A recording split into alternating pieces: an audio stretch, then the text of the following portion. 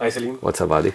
welcome to tutoREals channel. Thank you very much. Very happy to have you here finally. I know it's been forever. Yeah. We've been wanting to have this conversations for a while, and it's finally happening. Thank you so much for taking out the time.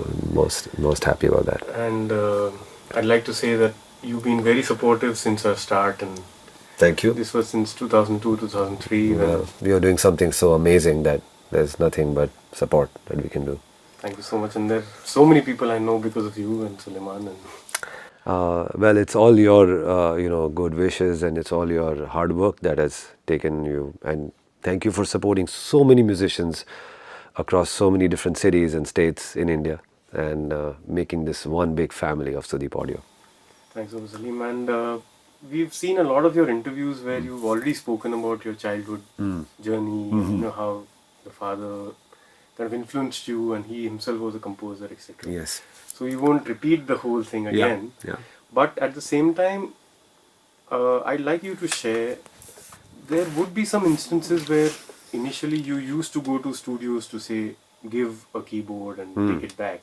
And there was something that maybe attracted you towards making music rather than continue his business or keep manufacturing stands and cases. Yeah, but my father was a composer. One thing great that he decided that he, instead of becoming an architect or an engineer or anything like that, because he was a composer and he was so into music, he had an amazing eye for manufacture. He had a great skill for manufacturing, and he was a multi-instrumentalist. He would play keys, he would play saxophone as well, but he could also play drums and congas and guitar.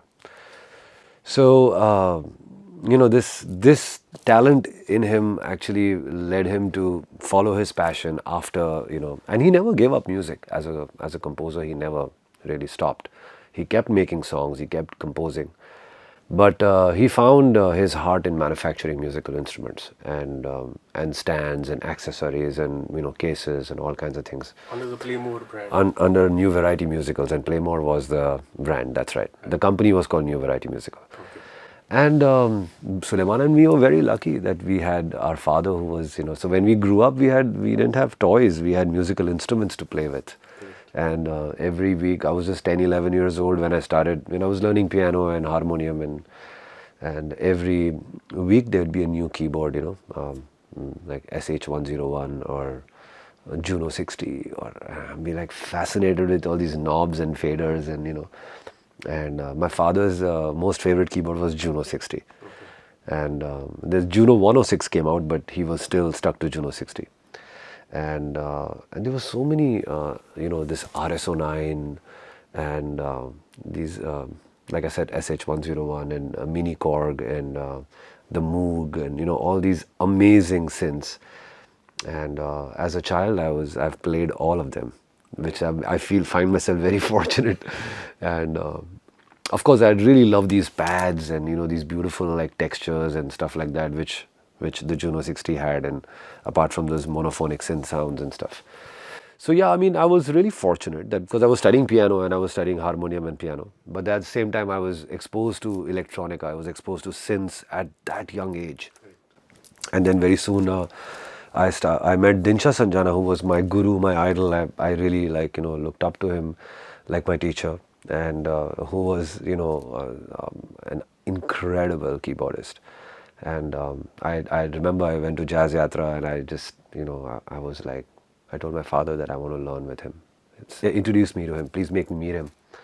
And that's it. I mean, my life changed after that. Right. But my life changed after I met Sultan Khan again with Zakir Bhai. And so it's been a great journey. I never answered your question, which was like, how did you, when did you find, well, see, the passion of being a music, being a keyboardist or being a musician was there since I started getting my senses, because my father I would wake up in the morning and see him playing, see him compose a song or see him play. So it was not that, it started when I started helping my father in his business with the keyboard hire and, manufacturing and all that stuff. Right.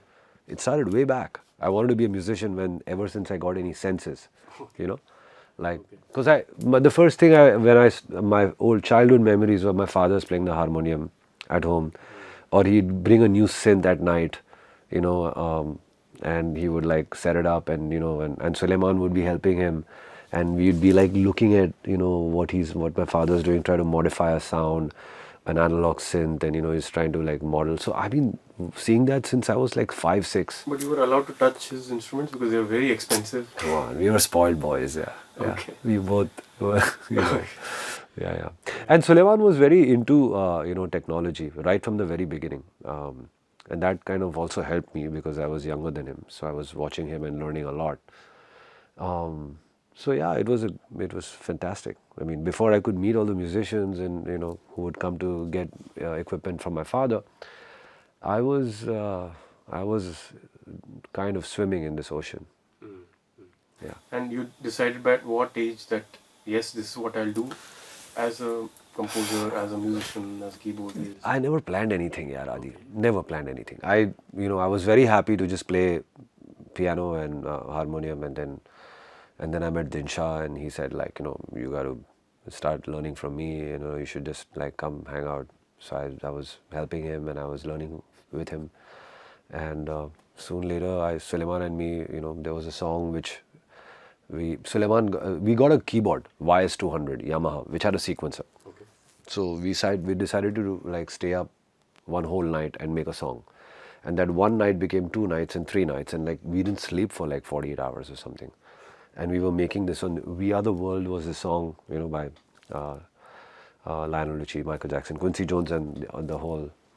So we were crazy about that song, and we redid that song. We made a first cover, like Suleiman programmed drums and I programmed keyboards, and we used all the 16-part multi-timbral, and it's a fascinating story. And so that's how we started getting into programming, and at that very young age. Right. I think I was like 12 or 13 or something, yeah. But my music education never stopped. I'm learning even today, and and every day I never planned anything. I thought like, I'll just play for fun and, whatever, and help my father in his business. But then because of the sequencing Kida, which I had, people started calling me to just program because there was a lot of live stuff happening at that time. And I started playing live also with those, like I played with Amar Haldipurji, and I played a couple of sessions with Rajat Dholakia, and then that became my regular thing. So I worked with Juku, Rajat Dholakia for like few years then. It started with live, but then because I could program I had a W30 and sequencer, and then so yeah, a lot of good things happened. It's a very long story. Adi, you'll have to probably do like 5 sessions of conversations with me, so I won't like continue telling my story. But yeah, and so like basically as a fun thing, as a passionate thing, people started calling me. And became from a passion, it became a profession. I never thought I'll be a musician in the film industry and as a professional session musician. And every day I would do a session, or every second day, and every day was a new experience, and I learned so much from from composers who I worked under. And of course, like, Suleiman and me started working together because he used to like do drums and percussions and bass lines and this and that, and I would do keys and other things, and arrangements and orchestrations and that kind of stuff. So it was a great combo, and people started calling us, and and we never thought this name Salim Suleiman also people gave us, the industry gave us. Right.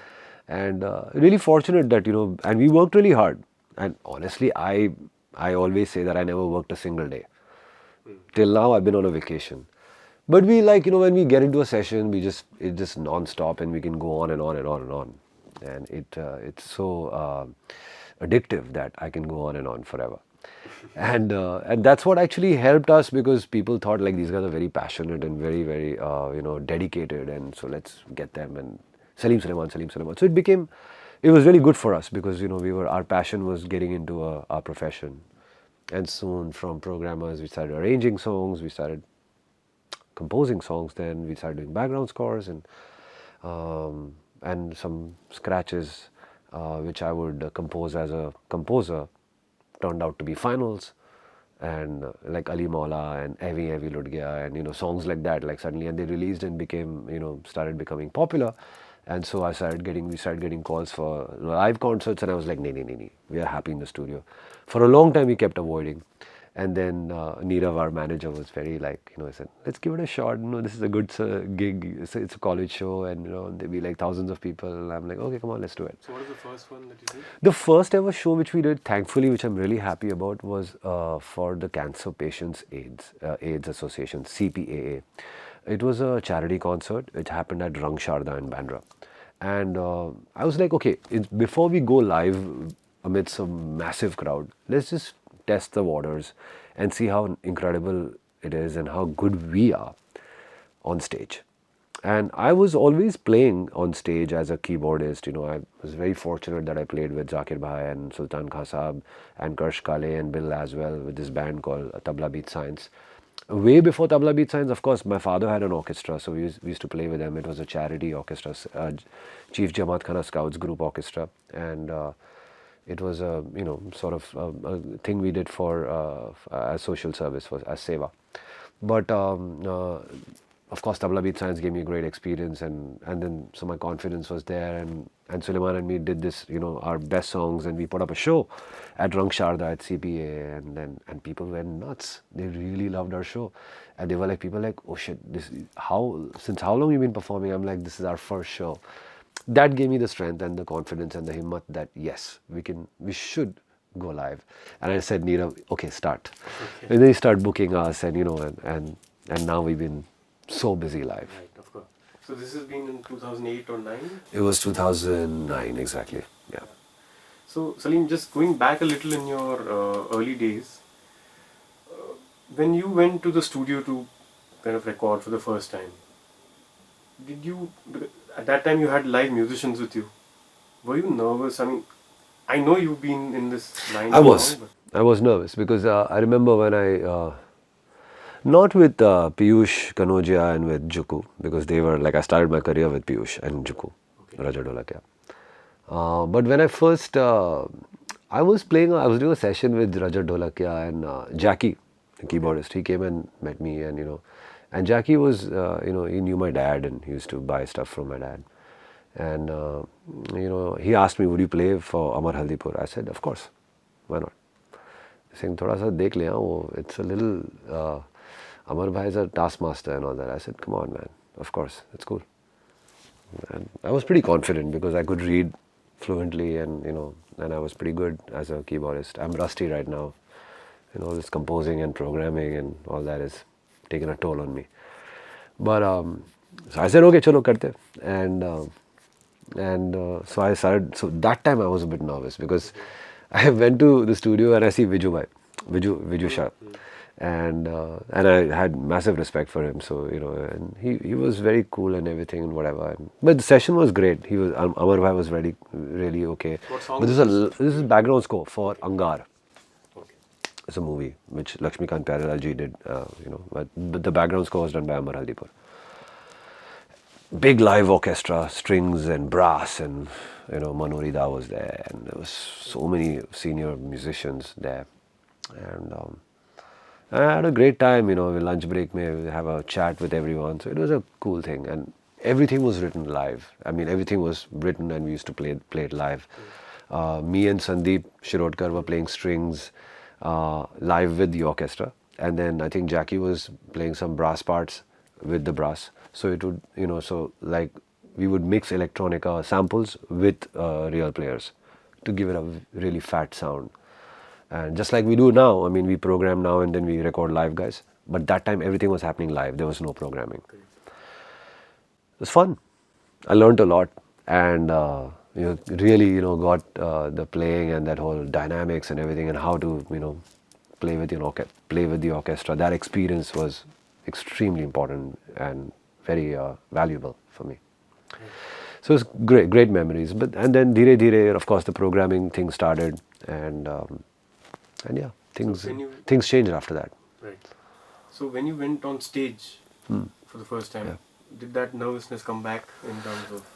Nervousness is very important. Okay. You can't take things. I mean, it's good to have that little nervous energy, because then that makes you focus.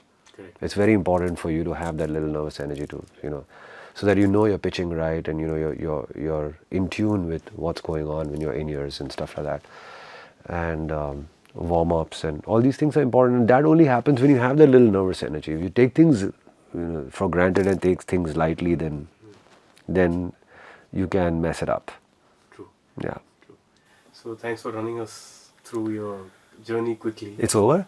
For this I told you. For this part. I told you it's going to be a long interview.